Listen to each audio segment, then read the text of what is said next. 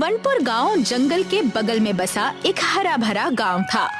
वहां के लोग जंगल से मिलने वाले फल, फूल, जड़ी बूटियां दूसरे गांवों में जाकर उसे बेच अपना गुजर बसर करते थे। फल ले लो, ताजे ताजे फल ले लो। अरे सुनो, ये अनार कैसे दिए?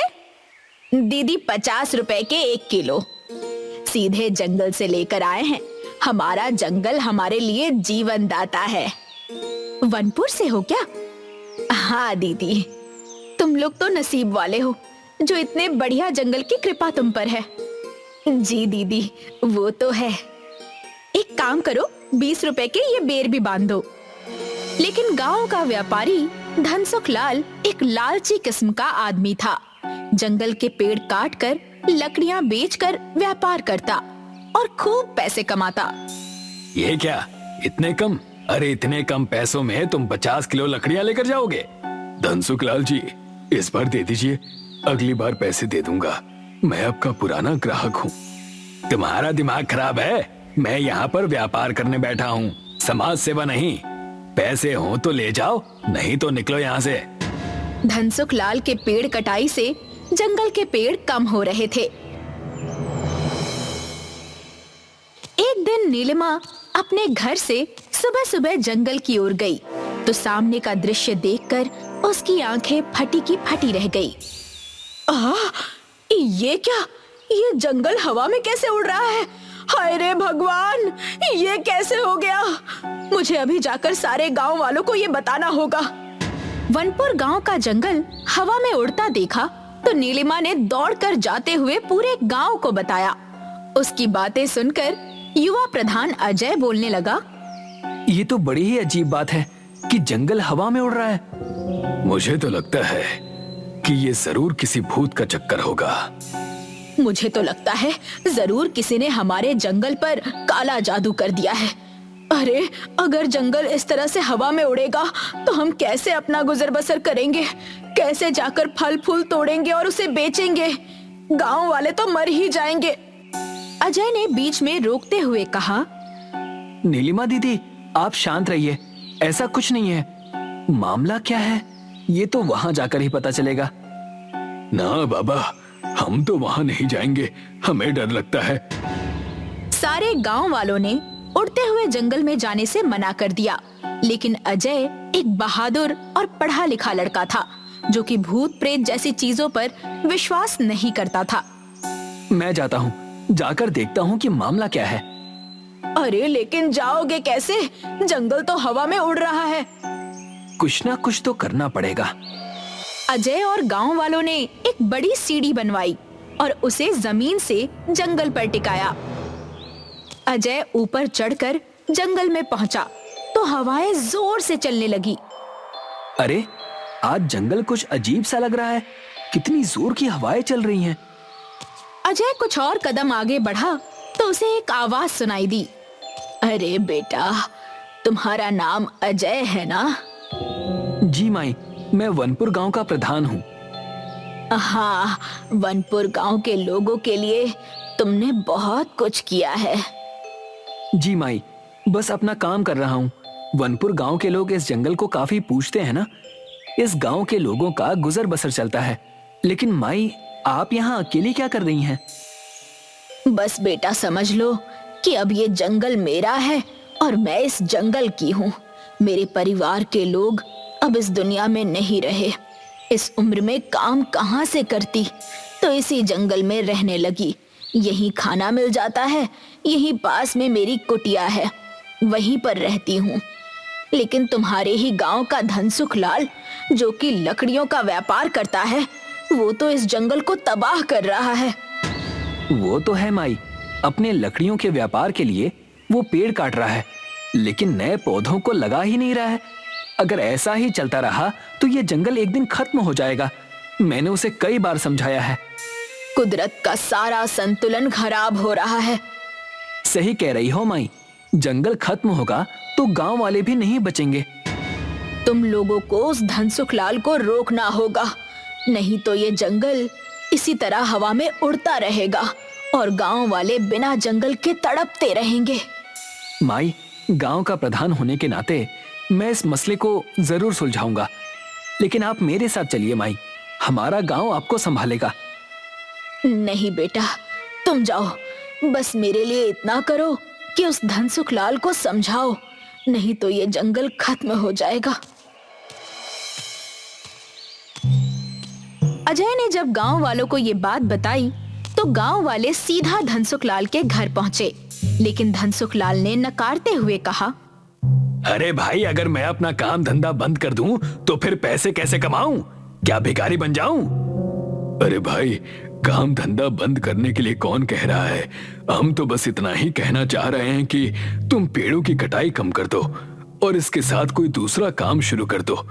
जितने पेड़ काटो उसके 2 गुने पौधे जंगल में लगा दिया करो। देखिए धनसुख लाल जी, अगर आप ऐसा नहीं करेंगे तो गांव नहीं बचेगा। आप समझिए, नया काम शुरू करने में मैं आपका साथ दूंगा।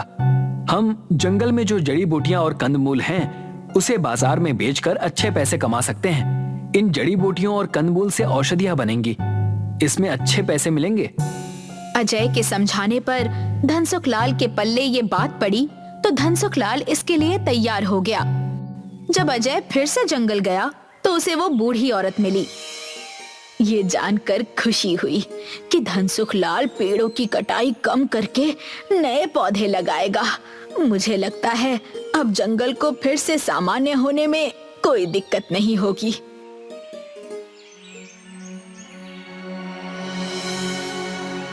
दूसरे दिन जंगल जब सामान्य हुआ तो गांव के लोग जंगल में इकट्ठा हुए। अरे धनसुख लाल, जंगल तो सामान्य हो गया। आप और अजय मिलकर अब अपना काम कर सकते हैं। अरे हाँ, ये लोग तो अपना काम करेंगे, लेकिन हमें भी तो फिर से अपना काम करना है। 2 दिन से एक फूटी कौड़ी नहीं कमाई है। अरे नीलिमा दीदी, क्यों परेशान हो रही हो? अब तो सब ठीक हो गया है ना? धनसुख लाल और अजय साथ मिलकर जंगल की औषधि, जड़ी बूटी और कंदमूल शहर में एक औषधि कंपनी को बेचते थे। पैसे देते हुए अजय ने कहा, धनसुख लाल, मैंने कहा था ना कि आपकी अच्छी आमदनी होगी।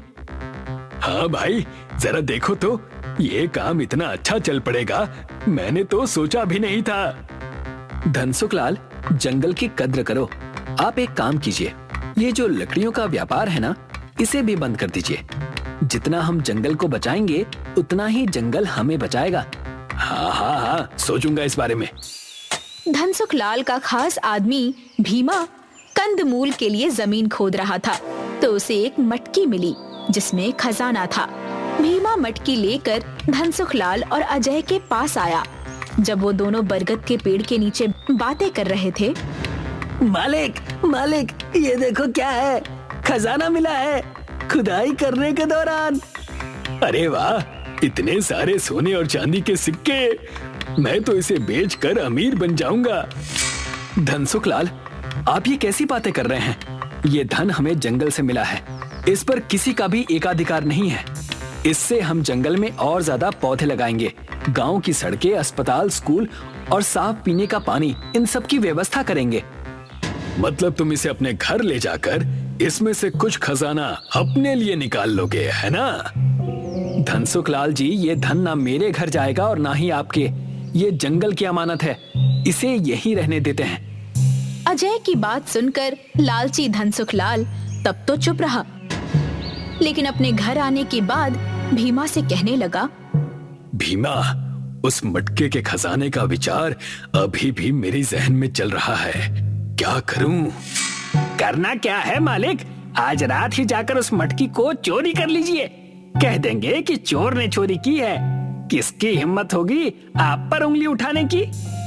उस मटकी को मैं ले लूंगा। आज रात ही वो मटका मैं अपने कब्जे में कर लूंगा। चांदनी रात में जंगल में कुछ हलचल महसूस हुई। धनसुख लाल ने मटकी के पास आकर मटकी में हाथ डाला तो एक सांप ने धनसुख लाल को डस लिया। धनसुख लाल की चीख से पूरे जंगल की शांति भंग हो गई। जंगल फिर से पहले जैसा हवा में उड़ने लगा। ये देखकर अजय जब जंगल में आया तो उसके सामने वो बूढ़ी औरत थी। धनसुख लाल मरा पड़ा था, उसके मुंह से झाग निकल रही थी। ये क्या हुआ? धनसुखलाल को क्या हो गया? वो मर चुका है। उसने इस मटकी का खजाना चुराने की कोशिश की तो सांप ने उसे डस लिया। धनसुखलाल अपने लालच से जीत ना सका। अपने लालच की वजह से उसकी ये हालत हो गई। लेकिन माई, आपको ये सब कैसे पता? ये कहते ही वो बूढ़ी औरत अपने असली रूप में आ गई। अजय, मैं वन देवी हूँ। मैं इस जंगल की रखवाली करती हूँ। मैंने ही ये जंगल को उड़ाकर गांव से दूर किया है। धनसुखलाल जैसे लोगों की वजह से आज जंगल खतरे में है। तुमसे जिस दिन मुलाकात हुई तो लगा कि तुम्हारे जैसा अच्छा इंसान जरूर इस जंगल को बचाएगा, लेकिन धनसुखलाल जैसा लालची आदमी इस कार्य में बाधा था, इसलिए उसे मरना ही था। वन देवी की बातें सुनकर अजय को धनसुखलाल की गलती का एहसास हुआ, लेकिन वो एक अच्छा इंसान था। हे देवी माँ, माना कि धनसुखलाल एक लालची व्यापारी है और उसने गलती भी की है, लेकिन देवी माँ, इसमें उसकी बीवी बच्चों का क्या कसूर है? इसके बिना उनका क्या होगा? आप अपनी कृपा करके इसे फिर से जीवित कर दीजिए। मैं वादा करता हूँ कि ये अब इस जंगल से दूर ही रहेगा। अगर इसने ऐसा करने से मना कर दिया तो गांव वालों की मदद से मैं इसे गांव से बाहर निकाल दूंगा। आप इसे जीवित कर दीजिए। वाह अजय, तुम एक अच्छे प्रधान ही नहीं बल्कि एक अच्छे इंसान भी हो। मैं इसे अभी जिंदा करती हूँ, लेकिन इसे तुम समझा देना कि जंगल की कटाई ना करे। जी, मैं ऐसा ही करूंगा। वन देवी के हाथ से निकले प्रकाश किरण से धनसुखलाल फिर से जिंदा हो गया। देवी गायब हो गई। जंगल सामान्य हो गया। उसे जब अजय ने सारा किस्सा बताया तो उसकी आंखों में पछतावे के आंसू थे। मुझे माफ कर दो, मैं अपने लालच में अंधा हो गया था। मुझे पैसों के सिवा कुछ भी दिखाई नहीं दे रहा था, लेकिन मुझे अब अपनी गलती का एहसास है। अजय, मैं आज से ही जंगल कटाई का काम बंद कर दूंगा और जंगल की भलाई के लिए काम करूंगा। धनसुखलाल, ऐसा ही करना होगा, तभी तो हम अपनी आने वाली पीढ़ियों को एक अच्छी दुनिया दे पाएंगे। हमें अपने लालच को छोड़कर इंसानियत के लिए जीना होगा।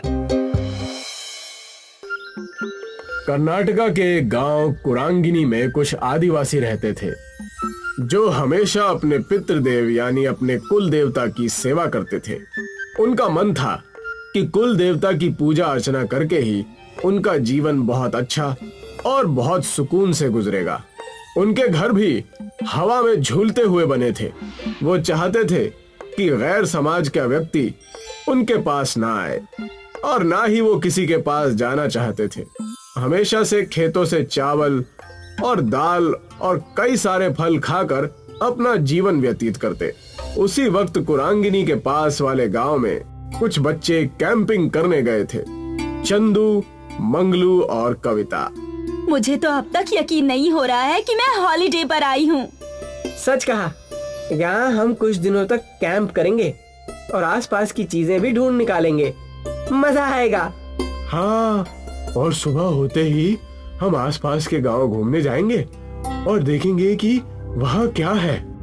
कुरांगिनी गांव के पास के कैंपिंग स्पॉट पर तीनों दोस्त आराम करने लगते हैं। सुबह होते ही उन्होंने तय किया कि सारे घूमने जाएंगे कुरांगिनी की तरफ।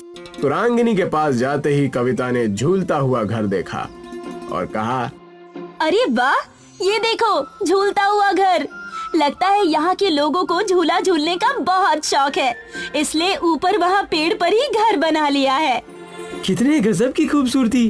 पूरा गांव हरा भरा है, ताजी हवा, सुंदरता में तो ये सब देखकर खुश हो रहा हूँ। पता नहीं आगे क्या क्या देखने मिलेगा। लेकिन पता नहीं मुझे डर क्यों लग रहा है। ऐसा लग रहा है कि कुछ अनहोनी होने वाली है हमारे साथ। ओफो, तुम तो हमेशा ही नेगेटिव बातें करते रहते हो। अब चुप भी करो और यहाँ का नजारा देखो।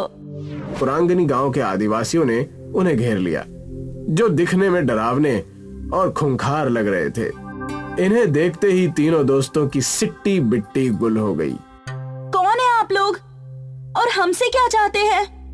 अरे, हमेशा शहरी लोगों को हम यहाँ आने से रोकते हैं। तुम लोगों को कितनी बार समझाया है, हमारे गांव के आसपास भी नजर मत आना, लेकिन फिर भी तुम नहीं समझते।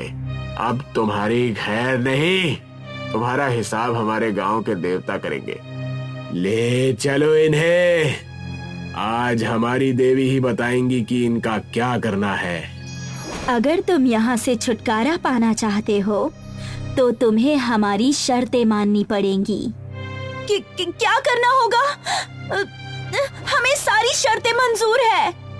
तुम्हें हमारे गांव की सभ्यता और परंपरा में रहना होगा। प्रकृति की सेवा में अपना मन, धन सब त्यागना होगा। इतना कहकर प्रकृति की देवी वहां से चली जाती है। तुमने सुना? जैसे हमारी देवी ने कहा वैसे ही तुम्हें करना होगा, नहीं तो हमारी देवी नाराज हो जाएगी। अब से तुम कुरांगिनी के निवासी हो। तुम्हें हमारे नियम और कायदे चलाने होंगे और हमारी देवी को खुश करना होगा। क्या आप हमें समझाएंगे कि हमें करना क्या है? हंसते हंसते हमारे रास्ते बंद हो गए और अब ये नया तमाशा आ गया है। जल्दी बताओ हमें क्या करना है। मैं जिंदगी भर के लिए तैयार हूँ। जैसा हमारी देवी ने कहा वैसा ही तुम्हें करना होगा। हमारे तौर तरीके तुम्हें अपनाने होंगे। सारी शहरी चीजें तुम्हें फेंकनी होगी। कविता, मंगलू और शैलेश के पास कोई चारा नहीं रहता। उन्हें उनके तौर तरीके आजमाने ही पड़ते हैं। हमने तुम्हारी सारी व्यवस्था झूलते हुए घर में कर दी है। आज से तुम वहीं रहोगे और हमारा जीवन व्यतीत करोगे। यही सीख और सजा है तुम्हारी। ये रहे तुम्हारे कपड़े। छोड़ दो हमें, घर जाना है हमें जाने दो। अरे चिल्लाना बंद करो और इन्हें देखो। तुम्हें लगता है हमें जाने देंगे यहाँ से? हमें यही इनकी बातें माननी होगी, तब जाकर कुछ होगा। मैंने पहले ही कहा था कि हमें संभल कर रहना चाहिए, लेकिन तुम में से किसी ने मेरी बात नहीं मानी। उन्हें समझ आने लगा था कि प्रकृति सबसे बढ़कर है। ये रहा तुम्हारा भोजन। इसे खाकर हमारे साथ खेत में काम करने चलो। ये क्या है? मुझे ये सब करने की आदत नहीं है। दिखने में तो स्वादिष्ट लग रहा है। मंगलू, इसे खाकर तो देखो। चुपचाप खाकर हमारे साथ चलो। जैसे ही उन्होंने कुरांगिनी गांव का खाना खाया, वाह यार, ये कितना स्वादिष्ट है। अगर हमें ये खाना हर रोज मिले तो मैं यहाँ से कभी नहीं जाना चाहूंगी। बिना मिलावट के खाने की बात ही कुछ और है। सच कहा तुम दोनों ने। हमें यहाँ कुछ दिन बिताने हैं। इससे हमें एक अच्छी सीख और अच्छी समझ के साथ जाएंगे। तीनों ही कुरांगिनी गांव के लोगों के साथ समय बिताने लगते हैं। उनके साथ खेतों में जाकर खेती, पेड़ों पर चढ़कर फल तोड़ना और कई सारे गांव की परंपरा में भाग लेते हैं। पूरे 1 महीने तक वो कुरांगिनी गांव वालों के साथ रहते हैं।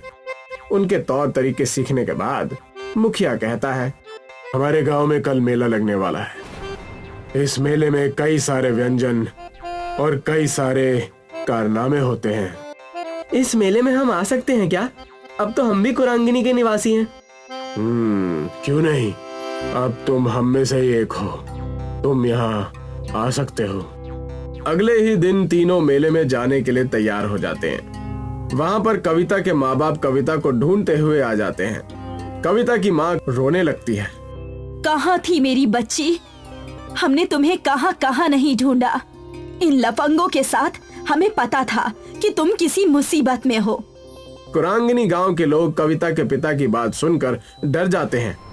तब कविता कहती है, लेकिन पिताजी, इसमें इनकी कोई गलती नहीं है।